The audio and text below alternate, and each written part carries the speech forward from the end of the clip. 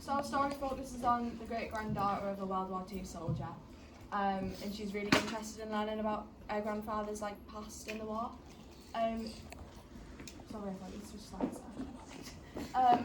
So the story begins with her looking through an attic and she finds a letter from her great-granddad, and he's writing to his wife Marie.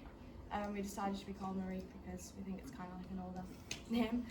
And basically, so she's reading the letter, but it's voiced over by her great-granddad. He wrote it to his wife and he's saying how much he misses her, talking about how the war's really difficult and this is while he's deployed and he's deployed on a submarine. And obviously when you're in the war and or in the Navy or anything like that, you can't tell people where your location is, so obviously that's really scary for the family.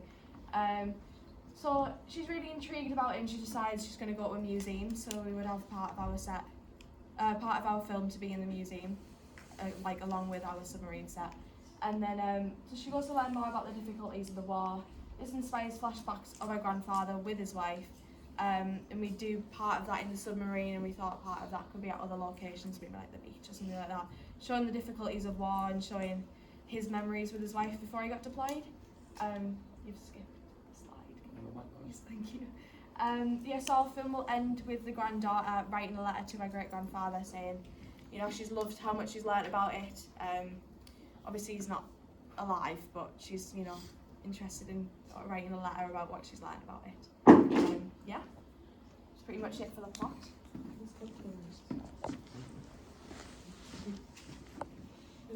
So we've got 3 characters overall, but obviously the script is just the voiceover of the letter.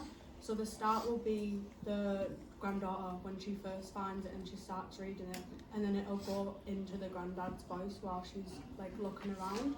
So for the actors, obviously we'll need 3 actors, and then it's mainly just movement and the flashbacks and stuff. So we've got the granddad, and obviously he's a soldier, so we'll see bits of him on the submarine, and then also we want flashbacks of the referencing from the letter of him and the grandma. So then again we've got the grandma. She's obviously stereotypical housewife, wife of a soldier. And then obviously the granddaughter's around this time period. She's into history and she's really intelligent and wants to learn more.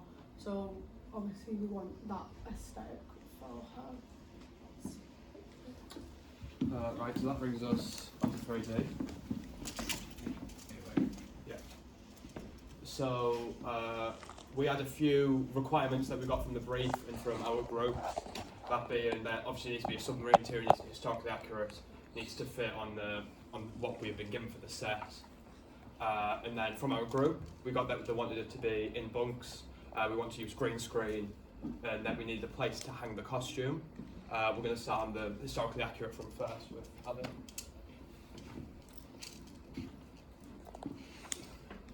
So the Pacific Theatre was a theatre of World War II fought between the Allied forces and Japan. Geographically, it was the largest theatre of war and included some of the largest naval battles in history. The war that started in 1937 with the Japan's invasion of the Republic of China within the UK and America joined the fight after provocation from Japan in 1941. On the 7th and 8th of December 1941, Japan attacked American naval base Pearl Harbor. So in response, the US held the Philippines, Guam and Wake Island, followed by Japanese declaration of war. We decided to set this as the backup for our set due to the abundance of historical recreations and sources of this time. For this reason, we decided to focus our research onto a specific World War II era submarine. that have been the USS Silversides. The USS Silversides was a submarine active in the Pacific theatre during the Second World War. It was the first deployed in the April of 1942, which places it well within the time period we need to look at to fulfill the brief. Specifically, we took images and videos from the restored Silversides, restored to its World War II era appearance. We took heavy inspiration from the USS Silverside, modelling our set based off its crew quarters, lifting many of the elements in our set directly from the real sub.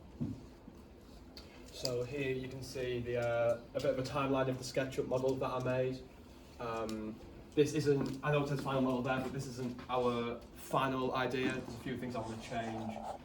First of all, this colour of the walls isn't really accurate. It needs to be an off-white, but whenever I put that in SketchUp, it looked horrible. Same with the floor will be a black, but it lost all detail when I added it. As well, you can see things like the posters should be bigger, but again, SketchUp would freak out when I did this. And then there's books, because we wanted to present this idea of the grandfather. I took inspiration from my own. I know there's like a patriotic man who's quite well read, so we wanted to use our research on mise en scène to add these elements to sort of show who he is.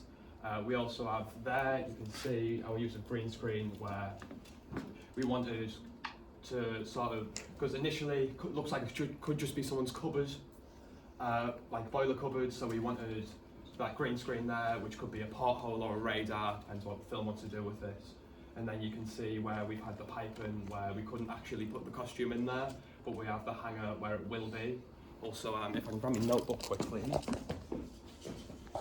These wall mounts here, and we will need to buy the wall mounts and the piping and like slats for the bed, and it should come out to be around 75 quid for all in all. It might be a bit more, might be a bit less, because I did do very basic, very quick sort of look into it. But other than that, all of these floor elements and the bits that stick out are all can be made out of quite thin wood, which we have here in college already. Brings us onto the VR. And off, looking at this laptop, we had to scale down the beds for the actors to actually be able to fit in the set. Initially, in our original concepts, they were bigger to be more realistic, more historically accurate, but we decided that we would sacrifice the historical accuracy in the sake of making an actual usable set. With that, if I go down here, you can see we have a support structure. Oh, that's the table. We can see a support structure under this bed. It's not a finalised support structure, but we know that this one here is going to be sat on, it's going to be actually used. So all down here will be all painted black to sort of hide it from the camera. We would hope it would be in shadow. This metal beam here is not finalised. We're going to do something else in our actual product. With the roof, I don't know if you can see it. With the roof, it is curved. We're going to use a wooden support structure behind it and use very thin wood, just that sort of bends, to be able to create that. Like I said, posters, they're not finalised for our posters, because realistically in film you can't just use them off Google. Alia is going to paint some for us, and she's done a lot of research into that, which I forgot to put on here.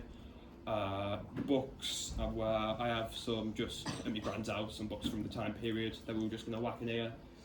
I think that's everything for the 3D section. Back to PowerPoint? Yeah, back to the PowerPoint. Yeah.